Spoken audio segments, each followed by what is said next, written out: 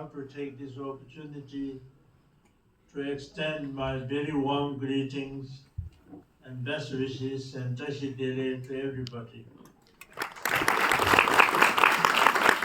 Lumbini, the birthplace of our great Lord Buddha, is the most holiest place. And it is said in the sutras that there are 4 places where Buddha was born, where Buddha entered the Mahaparinirvana, where Buddha attained the enlightenment, where Buddha attained the wheel of Dharma.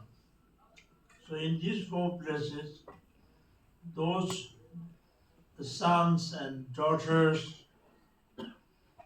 of the Buddhist should visit and then do the prostrations, offerings, circumambulations, recitations, meditations. Then even those who have committed heinous crimes will be purified. It is said like this. So these holy places are very, very important.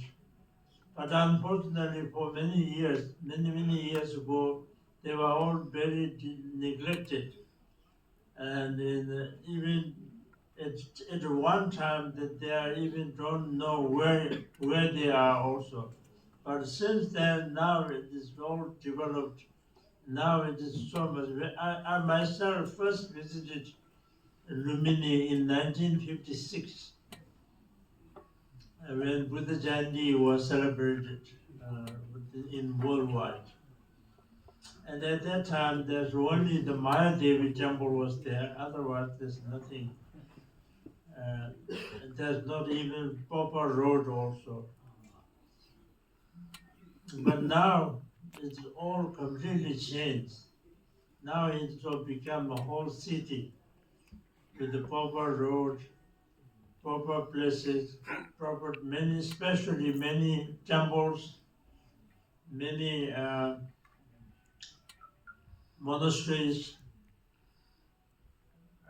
and so many things coming up, and especially, although it's very important to do any virtuous deed in these holy places, such as circumambulations, prostrations, offerings, meditations, recitations, etc. But the most important thing is to study and to light the lamp of wisdom within ourselves.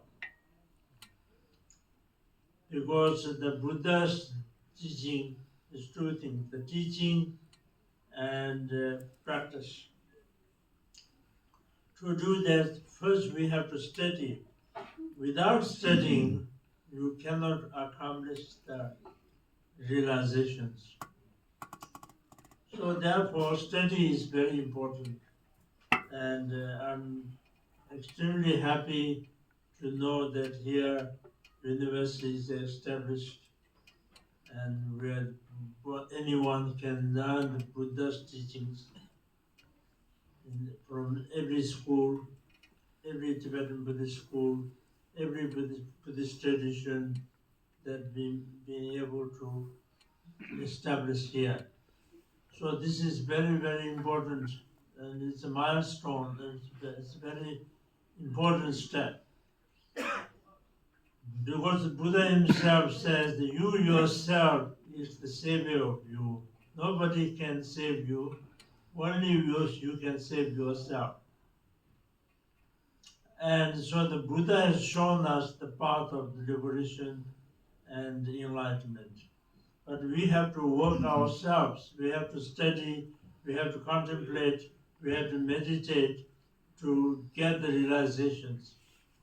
To do that, the first study is very important. According to the teachings, there are 3 paths. Small person's path, the medium person's path, and the great person's path.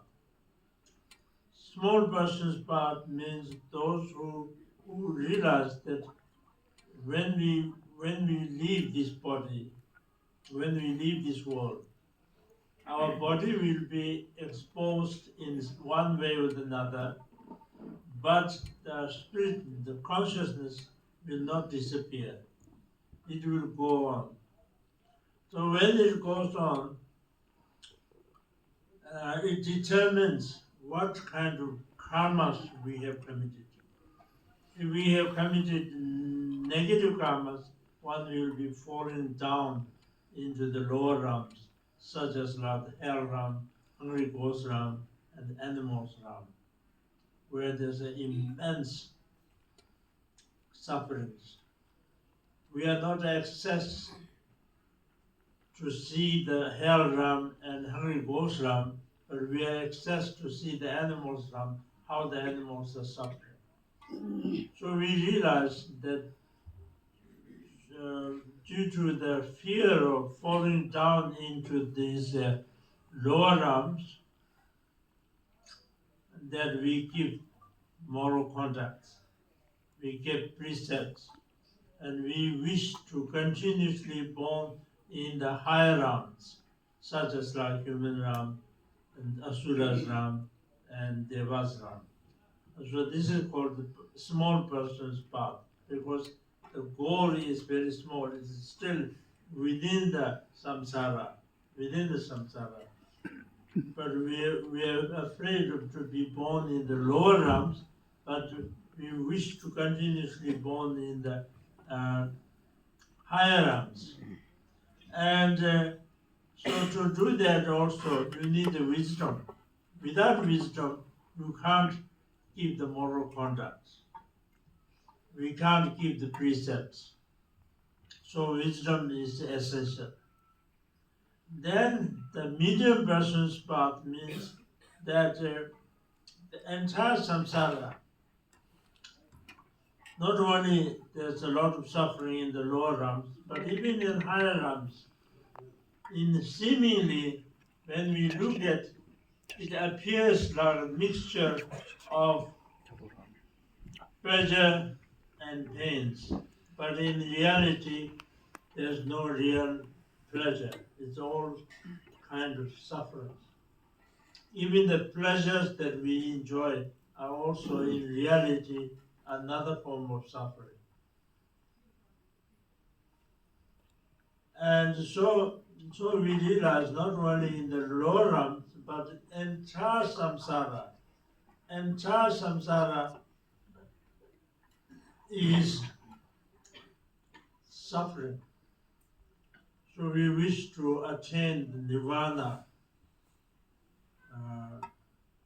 personal liberation. To do that, you need to cut the root of the samsara. The root of the samsara is the ignorance of not seeing the reality. And that is self-clinging. Instead of seeing the true reality, we cling as a self without any logical reasons.